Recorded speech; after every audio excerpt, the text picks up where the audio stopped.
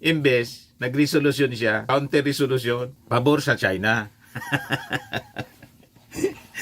Di ba? Kaya importante pag-usapan natin ito, mga kababayan, na paninindigan na sinusulong ng ating Pangulong Bongbong Marcos. Kasi po, ang issue po sa West Philippine Sea, hindi po siya simpleng foreign policy debate. Ito po ay direktang test ng pagkamakabayan ng bawat leader sa bansa. Huwag po kayong pauuto doon sa mga pasuot-suot lang ng t-shirt na ipaglalaban yung West Philippine Sea. Pa-picture-picture lang po, patalon-talon, pasigaw-sigaw. Pagdating na doon sa resolusyon na nagkukundina sa pagmamalabis ng China, hindi na sila pipirma.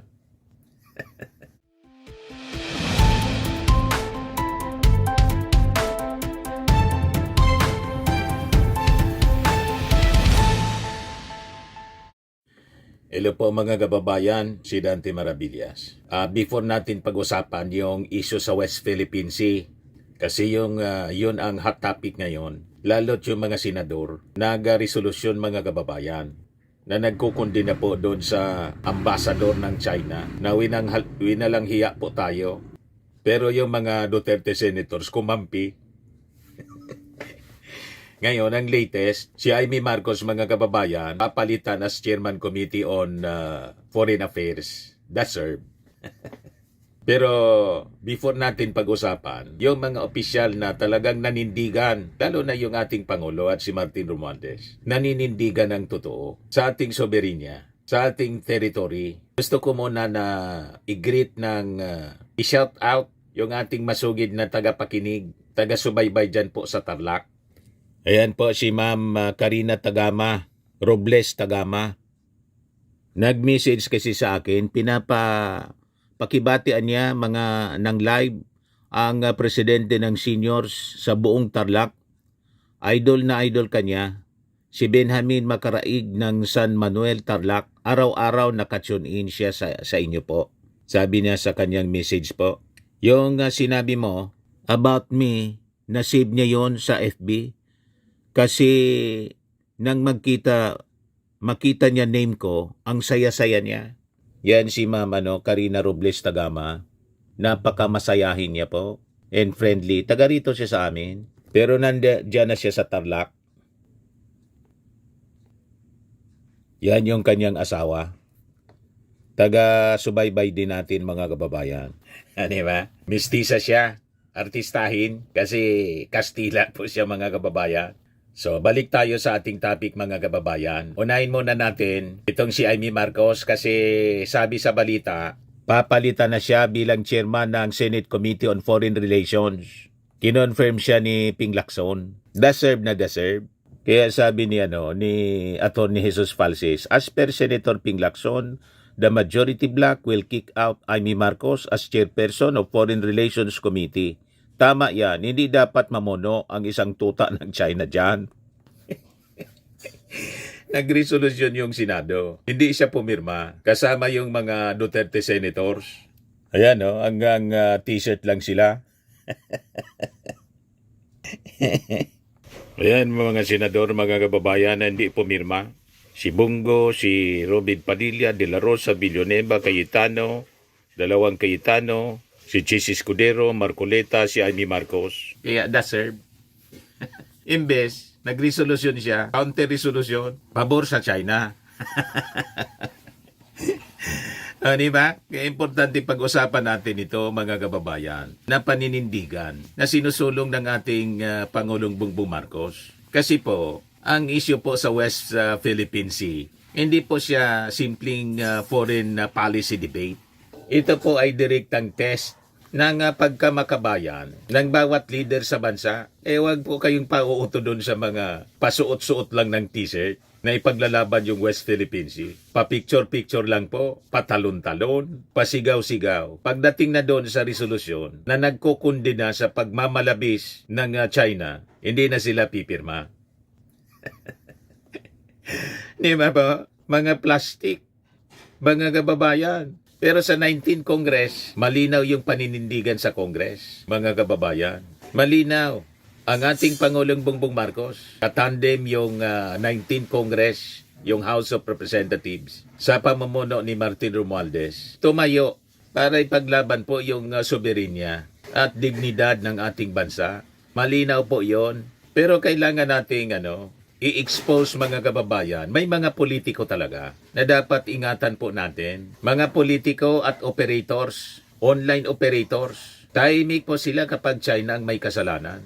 Maingay sila kapag ang Pilipinas kailangang umatras. At handang isakripisyo ang ating sovereignty kapalit ng relasyon at projects at loans. Yun ang nakakalungkot, mga kababayan. Yung China pa naman, mahilig sa ganyan kasi mayaman sila. So ang strategy nila, papainan ka ng mga loans projects para lumambot. Pero ang interest nila, mga kababayan, kami ng ating yaman. Huwag tayong pauuto sa ganyang strategy, mga kababayan ng China. So malinaw po sa atin, ang West Philippine Sea po ay hindi katang-isip. Ito ay isang batas. Hindi ito disputed, mga kababayan, kung malinaw ang batas. Kasi po, ang West Philippine Sea, bahagi po siya ng exclusive economic zone ng ating bansa. Exclusive. Ibig sabihin, sa atin lang, exclusive nga eh. Malinaw na pinagtibay ng 2016 arbitral ruling. Dapat malinaw yan sa isipan ng ating mga leader. Final, binding at kinikilala ng international law. Kaya lang itong leader nila, si Digong, sabi po sa interview sa kanya noon, papilangan niya yan, itapon ko yan sa basurahan. Yun ang iniidolo nila na leader. Mga kababayan, pinabura na nga tayo ng UNCLOS pagkatapos binaliwala niya mismo. Lalong lumakas yung loob ng China. Kasi yung leader, mismo, leader ng ating bansa, di kinikilala. Yung arbitral ruling, walang bigat sa kanya yung ruling. Malinaw na pagtraidor sa ating mga mamamayang Filipino. Di ba? Tapos sabihin pa na gusto niya, pwede na ninyo kami na gawing province?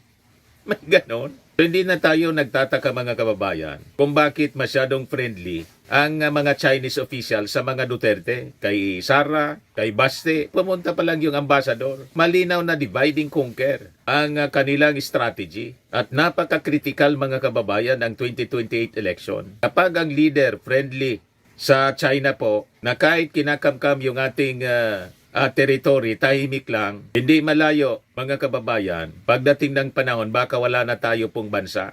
Payag kayo sa ganyan? Yung ipinaglaban ng ating mga bayani, lahat lang mababaliwala, magiging alipin tayo ng mga Chinese. Ngayon nga po, sino yung mayayaman dito sa ating bansa? Di ba mga Chinese? You see? So, kapag mga kababayan, may mga politikong ayaw banggitin ang 2016 arbitral ruling, gusto itong isantabi o tinatawag itong historical footnote, ibig sabihin niyan, hindi siya neutral. Siya po ay aktibong nagpapahina sa posisyon ng ating bansa. At oo, siya ay DDS. Sigurado yan. Yan ang narrative ng mga DDS po. Sila, mga kababayan, ang modernong makapili. Kaya huwag kayong pauuto, mga kababayan, sa mga politikong ganyan pag nagsalita sa mga interviews po. Kasi po, sa totoo lang, sa geopolitics, mga kababayan, ang pag-uurong ay imbitasyon sa pang-aaboso. Kaya importante yung paninindigan. Nakita ninyo yung paninindigan ng ating Pangulong Bongbong? Yun ang tama. Yung paninindigan na sinusulong ng 19th Congress sa pamumuno noon ni Martin Romualdez, yun po yung tama. Yung 19th Congress po, sa pamumuno ni Martin, tahasan pong kinundina ang China. Ang agresyon na ginagawa po nila sa atin. Malinaw po ang record ni Martin Romualdez. Tinawag niya ang China Coast Guard. Yung actions na ginagawa nila palagi sa ating mga Coast Guard, mga kababayan, bilang reckless, dangerous maneuvers. Tinukoy niya ang paulit-ulit na ginagawang harassment ng mga Chinese bilang troubling pattern of behavior. Yan ang totoong may paninindigan po. At giniit niya na ang WPS ay atin. Bahagi siya ng EEZ, Exclusive Economic Zone ng Pilipinas. Dapat malinaw po yun sa atin. Kasi po, ang 2016 arbitral ruling po, ito po yung ating legal shield. Pero yung mga pro-China po, pro-China black, gusto nilang burahin ang pagkapanalo ng Pilipinas. Imagine that. Pero sa kabilang banda, sabi ni Martin, ito'y ating kalasag, legal shield, at hindi ito negotiable. So nanawagan siya noon na magkaisa po tayo. Importante ang national unity, mga kababayan, sa pag-undermine nito. Kaya kailangan po aktibo nating basagin yung mga propaganda ng mga pro-China dito sa ating bansa. So, ang dapat na tanong, mga kababayan, ng publiko sa mga leader natin, mga pro-China politicians, kung hindi mo kayang ipagtanggol ang ipinanalong legal natin, so anong klaseng mga leader kayo? Di ba po? Pero hindi man po tayo, ibig sabihin na nindigan, gusto na nating makipag-away, makipag-gira, na ito yung palaging narrative ng mga pro-China, mga kababayan, na pinapalabas nila. Gusto nating ipahamak ang ating bansa mismo. Kasi sa ating paninindigan, sinasabi nila, kaya ba natin anyang makipaggira? Sino bang nagsabi sa inyo, makikipaggira tayo? Ang ginagamit po natin, diplomacy, malinaw. Pero dapat palakasin natin yung ating defense, yung deterrence. Kasi pag hindi, lalamunin ka, yun ang natural na ugali ng mga tao at ng mga bansa. Kaya dapat pinapalakas natin, yun ang ginagawa ng ating Pangulo, yung alliance natin. So sa diplomacy, mga kababayan, dapat may prinsipyo. Hindi yung diplomacy na pagyuko. Si Martin bukas sa dialogue. Nung siya pa yung speaker, ito yung kanyang laging sinasabi. Pero malinaw ang linya. Usap, hindi pagsoko. Diplomacy, hindi intimidation. Diritsahan niya, mga kababayan, remember? Sinabi po sa Chinese ambassador noon na si Wang Xilian, na lumalaan niya yung ating relasyon kasi sa tumitinding hostility ng China. At sinabi niya, hindi niya titigil ang Pilipinas sa lihitimong misyon sa West Philippine Sea. Niloko tayo po ng China, malinaw. Pag tiningnan ninyo yung history kung bakit sila nandiyan, noon wala man sila dyan. Ang nandyan, mga mangingisda na Chinese, Filipino, Vietnamese, pero walang military barracks, walang artificial islands na ginawa nilang military base. Anong sinabi nila? Nang magsimula silang mag-develop dyan, gamit, mga kababayan, yung mga makeshift materials, silungan lang anya ng mga Chinese fishermen. Yun pala yung intention, mga kababayan. Maglagay muna ng makeshift structure. Sabihing silungan lang ng mga fishermen sa panahon ng masamang panahon. Ayun. After several months, ay nakabantay na pong Chinese vessel, military vessel, naval ship ng China. Kinordo na. Ganon ang ginawa nila. At hinaras na yung ating mga mangingisda. Bawalan niya kayo rito. Sa amin ito. Tiname na nila. Ganon sila, mga kababayan. Yung mga strategy nila, mga kababayan. So yung paninindigan ng ating Pangulo, ipaglaban, suportado po ni Martin Romualdez. Malinaw yung mensahe noon. Sabi ni Martin, hindi kami titigil sa aming lehitimong misyon sa WPS. So yun ang tono ng pananalita, mga kababayan, na firm, malinaw at makabayan, na tulad ng sinabi ng ating Pangulo. Pinaninindigan niya until today, not an inch niya ang isusuko namin, isusurrender namin to any foreign power. Paulit-ulit na sinasabi ng ating Pangulo, the Philippines will not lose an inch of its territory sa aking pamumuno. So ito ay isang state policy. Walang lihim na kasunduan, walang tahimik na pag-atras tulad ng mga experience natin noon. Walang pragmatic surrender. International law, mga kababayan, ang sandata, hindi gira. So nakita natin, maganda yung ginagawang strategy ng ating Pangulo. Aktibo niyang iginiit ang 2016 arbitral ruling. Pinalakas natin ang alyansa sa Amerika, Japan at Australia. Pinipili natin ang rule-based order laban sa bullying na ginagawa sa atin. So ito ang malinaw, mga kababayan, na depensa ng soberenya sa modernong mundo. May malinaw na mandato sa ating mga mamamayan, sa taong bayan. So sa kabila ng mga propaganda na ginagawa ng mga enemies of the state and of the Filipino people, Yung mga survey po sa 2025-2026 malinaw. Pinakita ang malakas na suporta ng ating mga mamamayang Pilipino sa posisyon ng ating gobyerno. Ang pagtayo natin laban sa China. So ang ibig lang sabihin, yung paninindigan po ng ating Pangulo at saka ni Martin Romualdez align sa kagustuhan ng ating mga mamamayang Pilipino. Pero yung kampo ng mga Duterte, malinaw, pro-China. Yung pattern nila ng pamumuno, tahimik sa China, malupit sa sariling bayan. Bakit malupit? EJK po. Kaya nga po siya naharap sa crimes against humanity. Di ba po? Tapos isisisi sa ating Pangulong Bongbong. Kasi na-deliver siya doon sa dahig. Di ba po mga kababayan? So malinaw po sa panahon ng Duterte administration, minaliit po. It is a fact. Minaliit yung 2016 arbitral ruling. Inuna yung economic promises through loans sa China. Pinili ang pagpanig sa China kahit may pang-aaboso. Kaya nga galit si Sara, hindi daw itinuloy yung mga projects na sinimula ng kanyang tatay. Iyong pondo mga kababayan, may kulatilya, pananahimik sa West Philippine Sea, papayag ka sa ganon. Di ba? Sell out.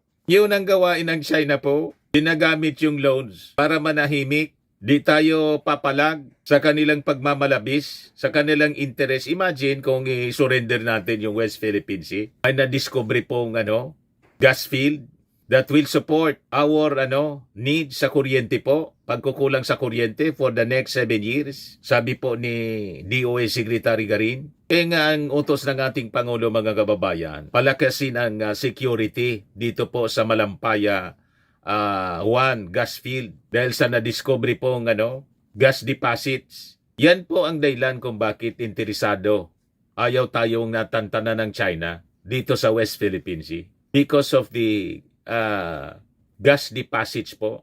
So hindi maaari yung ginagawa po nila. Yung strategy, pinautang para hindi tayo mag-ingay. Huwag tayong tatayo. Yun ang ginawa ng previous administration. So as a result mga kababayan, dumakas yung loob ng China. Dumami yung harassment sa West Philippine Sea. Nawala ng deterrence ang Pilipinas. So pari-parihong pattern ng katahimikan. Ito yung mga personalities na alam natin ang kiling nandun sa China. Si Sara, si Robin Padilla, si Alan Peter Cayetano, si Bongo, si Marcoleta at iba pa. Pagdating sa China, sa bagay si Chinese, si Bongo. Ngayon nga, Bongo ang apelyido niya, Go. Di ba? May admission mismo, mga kababayan ni Digong. Chinese niya yan. Di ba? So hindi kailangan sumigaw ng pro-China, mga kababayan. Sapat na po ang paulit-ulit na katahimikan. Kapag China ang usapin, pag tahimik po, alabs na. Di ba? Kasi po, sa politika, ang katahimikan ay isang desisyon. So sa influence, operations, para may paliwanag lang natin po, at propaganda ecosystem, may malinaw po na operational pattern. Influencers po na dinadownplay ang agresyon ng China. Narratives na sinisisi ang Pilipinas. Yun na niya, Mr. Maravillas, ang lagi nating na-observe. Ganon nga po. Kaya kailangan nating ipaliwanag. Ganon ang style nila. Then may mga troll networks na nagpapalaganap ng takot at pagkakahati-hati. Divide and conquer nga po ang strategy nila. Yun ang layunin. Pagwatak-wataki ng mga Pilipino. Painain ang loob ng publiko. Lagi nilang sinasabi, makita niya, kaya natin makipagira. Kayo lang naman nagsasabi ng ganyan. Di ba po? Gawing normal ang pagyuko sa China. Yung defeatist attitude. Nawala na yung inaawit natin, mga kababayan sa lupang hinirang. Nang sabi dyan sa huli, sa manlulupig, di ka pasisiil. Ang mamatay ng dahil sayo. Yon ang tinanggal, mga kababayan. Pilit nilang tinatanggal sa damdamin ng mga Filipino. Sa walang tigil nilang pananakot sa atin.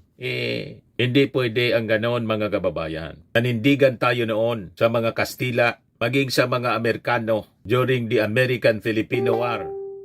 American-Philippine War sa Japan. Di ba po? Huwag nating kalimutan ang sakripisyo na ginawa ng ating mga bayani. Hindi po abstract yung sovereignty ng ating bansa. So habang ang mga politiko na pro-China, nag-iingat daw sila na dapat hindi magalit ang China. Umiilag sila sa isyo. Naghahanap ng palusot.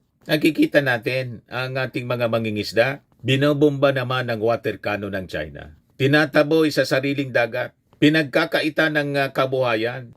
So malinaw na pagtraidor nitong mga politiko. Ang kanilang ginagawang pananahimik at kung magsalita, imbis pabor sa ating interes, pabor sa China na nangara sa atin. So ito yung price ng duwag na pamumuno ng previous administration at ng kanyang mga alipores ngayon. So sa isyu po ng West Philippine Sea, malinaw ang pagpipilian. Ang panindigan ng magpinsan ng ating Pangulo at ni Martin. Sovereignty, batas, dangal.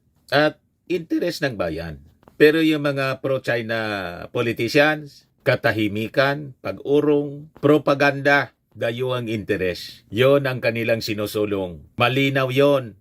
Kaya importante, gisingin natin ang diwa ng ating mga mamamayan sa paulit-ulit na pag-educate natin sa kanila. At warningan natin sila pagpipili, lalo na sa susunod na eleksyon sa 2028 po. So, ang sovereignty dapat mga kababayan, hindi dapat yan pinapakiusap. Hindi dapat isinasantabi.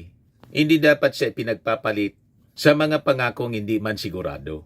So sa issue ng West Philippine Sea, kanino tayo? Kanino ka dapat? Sa Pilipino o sa China?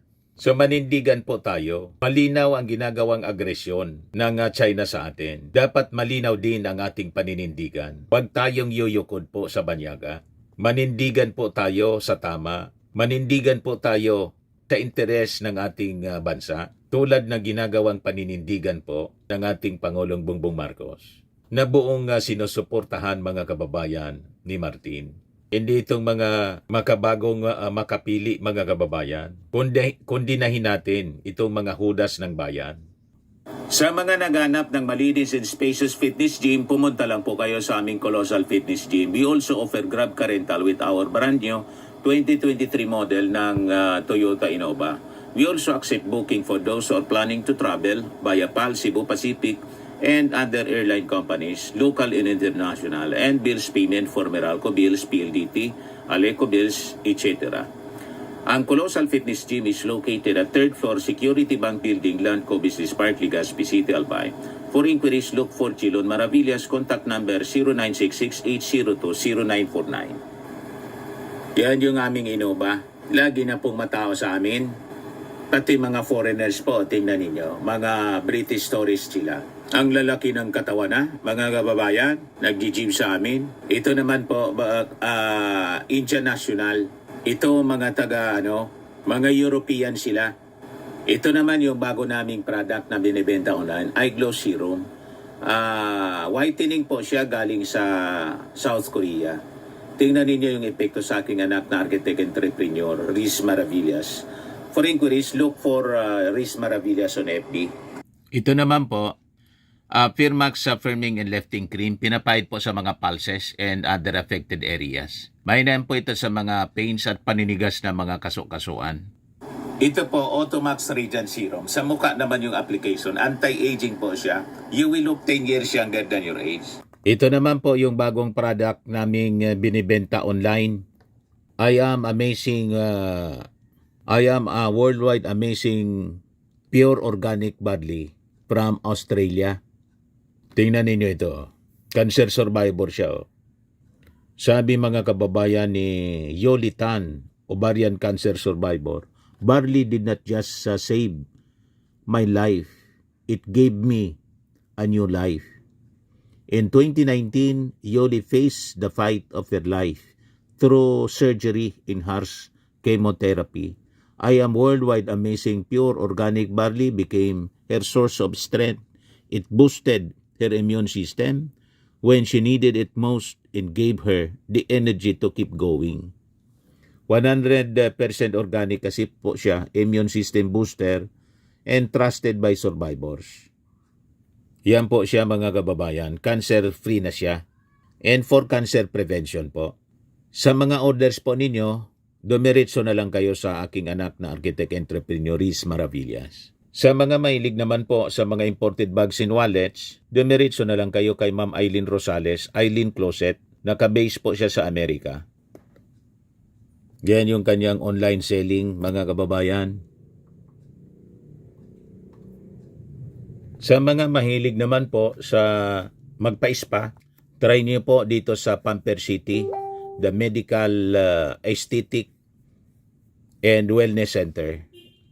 Matatagpuan po sa Prestige Bay, Asiana City, Parañaque City, Metro Manila.